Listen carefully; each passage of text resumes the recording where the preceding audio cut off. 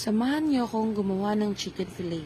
Napakadali at napakasarap nito, promise. Yung chicken fillet natin, pupupukin lang natin siya, ganyan. Walang pamukpok, kaya yan yung ginamit ko. Sa bowl, naglagay ako ng 1 large egg, magic sarap, powder na paminta, cornstarch. Babatiin natin yan, at konting asin pala, babatiin natin yan. Ganyan hanggang sa maging ganyan siya. Ilalagay natin dyan yung ating chicken fillet. Hahalo-haluin lang natin itong ating chicken fillet hanggang sa malagyan lahat ng part at lahat ng ating chicken fillet. Itatabi muna natin. Sa isang plate, maglalagay tayo ng breadcrumbs, ng pamintang durog na durog, yung powder, magic sarap, cornstarch, para maglasa pa rin naman yung ating labas ng chicken fillet.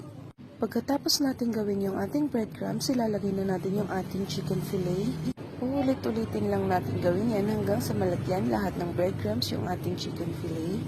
Ayan siya. Lalagyan natin lahat ng part ng chicken fillet para lahat ng part niya ay crunchy. Ayan, masarap to, promise. I-try nyo sa inyong mga bahay. Napakadali lang nito. Parang McDo, char. Pero totoo, masarap talaga siya. Sa kawali, maglalagay tayo ng mantika. Dapat mainit na yung mantika bago natin ilagay yung ating chicken fillet. Hantayin lang natin siyang mag-golden brown bago natin hanguin. Ayan siya, binaligtad na natin. Babaliktad rin natin siya pag brown na yung kanyang kabilang side. Pag naluto na lahat, ilalagay na natin siya sa plate na may tissue para matanggal yung excess oil niya. Pag naluto na yung ating mga chicken fillet, gagawa naman tayo ng gravy or yung sauce niya. Sa lutuan, naglagay lang tayo ng butter, ng ating garlic at onions. Pag naluto na yung garlic at onions natin, lalagay na natin yung ating evap. Ayan yung paglagay ko ng evap, tansyahan lang, pero pag mas maraming evap, mas creamy, mas masarap. Naglagay din tayo dyan ng powder na paminta. Para maglasa talaga siya, mas masarap siya pag may paminta talaga. Nagdagdag lang ako ng evap para mas creamy yung ating gravy. Naglagay lang din tayo ng konting-konting magic sarap at tinunaw na cornstarch para lumapot yung ating gagawing gravy.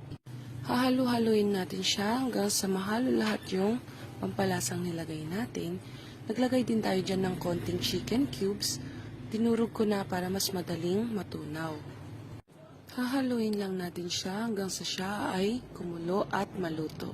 Pagkatapos niyan, charan! Heto na ang ating chicken fillet. Masarap to, promise. Ayan, itry nyo din siya sa bahay nyo. Ayan, tinappings ko dyan. Wala lang yan. Celery lang yan. Para lang, wala lang ako mahanap na toppings. Kaya yan ang ginawa ko.